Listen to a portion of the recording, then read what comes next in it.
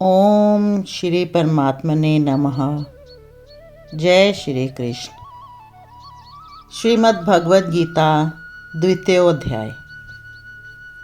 अध्याय का नाम। इस अध्याय में शरणागत अर्जुन द्वारा अपने शोक की निवृत्ति का एकांतिक उपाय पूछे जाने पर पहले पहल भगवान ने 30वें श्लोक तक आत्म तत्व का वर्णन किया है। सांख्य योग के साधन में आत्म तत्व का श्रवण, मनन और निदिध्यासन ही मुख्य है। यद्यपि इस अध्याय में 30वें श्लोक के बाद स्वधर्म का वर्णन करके कर्म योग का स्वरूप भी समझाया गया है, परंतु उपदेश का आरंभ सांख्य योग से ही हुआ है और आत्म तत्व का वर्णन अन्य अध्यायों की अपेक्षा इसमें अधिक विस्तार पूर्वक हुआ है। इस कारण इस अध्याय का नाम सांख्य योग रखा गया है। अध्याय का संक्षेप। इस अध्याय के पहले श्लोक में संजय ने अर्जुन के विषाद का वर्णन किया है तथा दूसरे और तीसरे में भगवान श्री कृष्ण ने अर्जुन के मोह और कायरता युक्त विषाद की निंदा करते हुए उन्हें युद्ध के लिए उत्साहित किया है। चौथे और पांचवें में अर्जुन ने भीष्म, द्रोण आदि पूज्य गुरुजनों को मारने की अपेक्षा भिक्षान के द्वारा निर्वाह करना श्रेष्ठ बतलाया है। छठे में युद्ध करने या ना करने के विषय में संशय करके तथा सातवें में मोह और कायरता के दोष का वर्णन करते हुए भगवान के शरण होकर उनसे कल्याणप्रद उपदेश करने के लिए प्रार्थना की है और आठवें में त्रिलोकी के निष्कंटक राज्य को भी शोक निवृत्ति में कारण ना मानकर वैराग्य का भाव प्रदर्शित किया है। उसके बाद 9वें और 10वें में संजय ने अर्जुन के युद्ध ना करने के लिए कहकर चुप हो रहने और उस पर भगवान के मुस्कुराकर बोलने की बात कही है। तदनंतर 11वें से भगवान ने उपदेश का आरंभ करके 12वें और 13वें में आत्मा की नित्यता और निर्विकारता का निरूपण करते हुए 14वें में समस्त भोगों को अनित्य बतलाकर सुख दुख आदि द्वंद्वों को सहन करने के लिए कहा है और 15वें में उस सहनशीलता को मोक्ष प्राप्ति में हेतु बतलाया है। 16वें में सत्य और असत्य का लक्षण कहकर 17वें में सत्य और 18वें में असत्य वस्तु का स्वरूप बतलाते हुए अर्जुन को युद्ध करने की आज्ञा दी है। 19वें में आत्मा को मरने या मारने वाला समझने वालों को अज्ञानी बतलाकर 20वें में जन्म आदि 6 विकारों से रहित आत्म स्वरूप का निरूपण करते हुए 21वें में यह सिद्ध किया है कि आत्म तत्व का ज्ञाता किसी को भी मारने या मरवाने वाला नहीं बनता।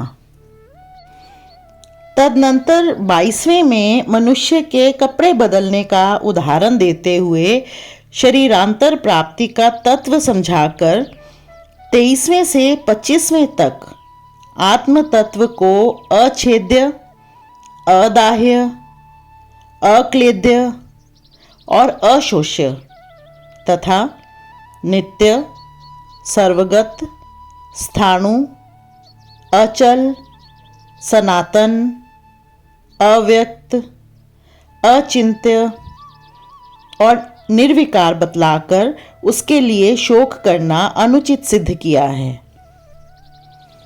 26वें और 27वें में आत्मा को जन्मने मरने वाला मानने पर भी और 28वें में शरीरों की अनित्यता के कारण भी शोक करना अनुचित बतलाया है। 29वें में आत्म तत्व के दृष्टा, वक्ता और श्रोता की दुर्लभता का प्रतिपादन करते हुए 30वें में आत्म तत्व सर्वथा अवध्य होने के कारण किसी भी प्राणी के लिए शोक करने को अनुचित सिद्ध किया है। 31वें से 36वें श्लोक तक क्षात्र धर्म की दृष्टि से युद्ध को अर्जुन का स्वधर्म बतलाकर उसका त्याग करना सब प्रकार से अनुचित सिद्ध करते हुए 37वें में युद्ध को इस लोक और परलोक दोनों में लाभप्रद बतलाकर अर्जुन को युद्ध के लिए तैयार होने की आज्ञा दी है।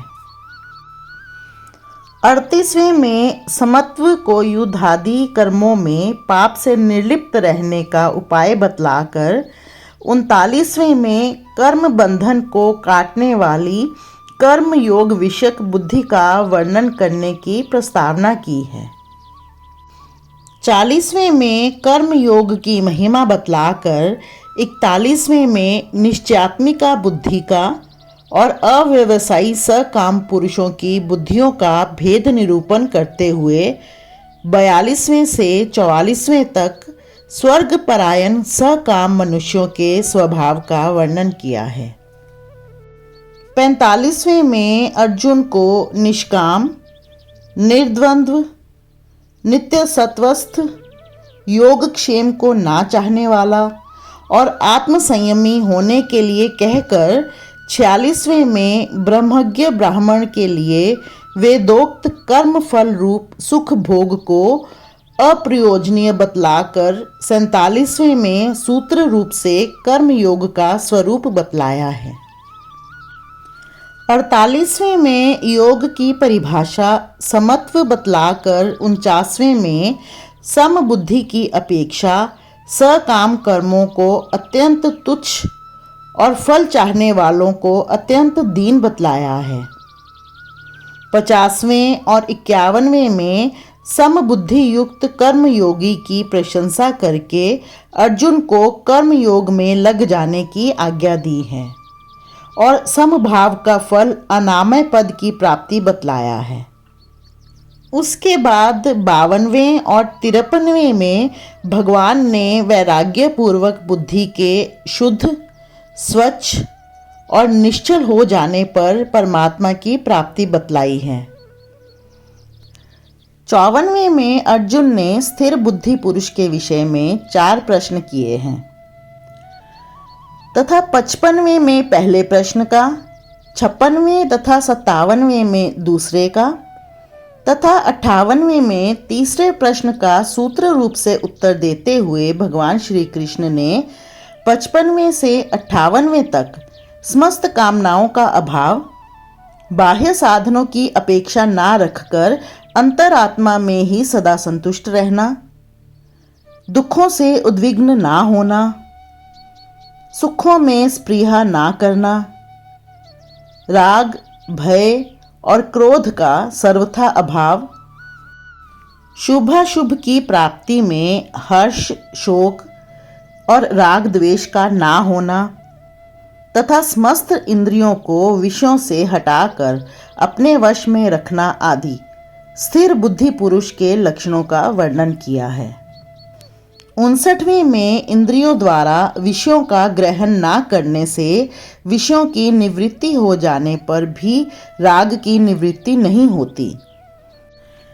उसकी निवृत्ति तो परमात्म दर्शन से होती है। यह बात कहकर 60वें में इंद्रियों की प्रबलता का निरूपण किया है। 61वें में मन और इंद्रियों के संयम पूर्वक भगवत परायण होने के लिए कहकर इंद्रिय विजयी पुरुष की प्रशंसा की है।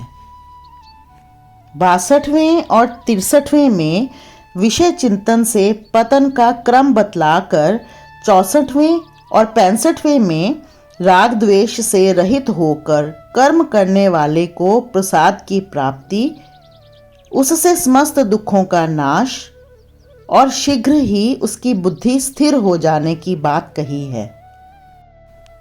तदनंतर 66वें में अयुक्त पुरुष के लिए श्रेष्ठ बुद्धि, भगवत चिंतन, शांति और सुख का अभाव दिखलाकर 67वें में वायु और नौका के दृष्टांत से मन के संयोग से इंद्रियों को बुद्धि का हरण करने वाली बतलाते हुए 68वें में यह बात सिद्ध की है कि जिसकी इंद्रियां वश में हैं वही वास्तव में स्थिर बुद्धि है। उसके बाद 69वें में साधारण मनुष्यों के लिए ब्रह्मानंद को रात्रि के समान और तत्व को जानने वाले योगी के लिए विषय सुख को रात्रि के समान बतलाकर 70वें में समुद्र के दृष्टांत से ज्ञानी महापुरुष की महिमा की गई है और 71वें में समस्त कामना, स्पृहा, ममता और अहंकार से रहित होकर विचरने वाले पुरुष को परम शांति की प्राप्ति बतलाकर 72वें श्लोक में उस ब्राह्मी स्थिति का महात्म्य वर्णन करते हुए अध्याय का उपसंहार किया है। संबंध: पहले अध्याय में गीतोक्त उपदेश की प्रस्तावना के रूप में दोनों सेनाओं के महारथियों और उनकी शंख ध्वनि का वर्णन करके अर्जुन का रथ दोनों सेनाओं के बीच में खड़ा करने की बात कही गई। उसके बाद दोनों सेनाओं में स्थित स्वजन समुदाय को देखकर शोक और मोह के कारण युद्ध से अर्जुन के निवृत्त हो जाने की और शस्त्र अस्त्रों को छोड़कर विषाद करते हुए बैठ जाने की बात कहकर उस अध्याय की समाप्ति की गई। ऐसी स्थिति में भगवान श्री कृष्ण ने अर्जुन से क्या बात कही और किस प्रकार उसे युद्ध के लिए पुनः तैयार किया, यह सब बतलाने की आवश्यकता होने पर संजय अर्जुन की स्थिति का वर्णन करते हुए दूसरे अध्याय का आरंभ करते हैं। जय श्री कृष्ण।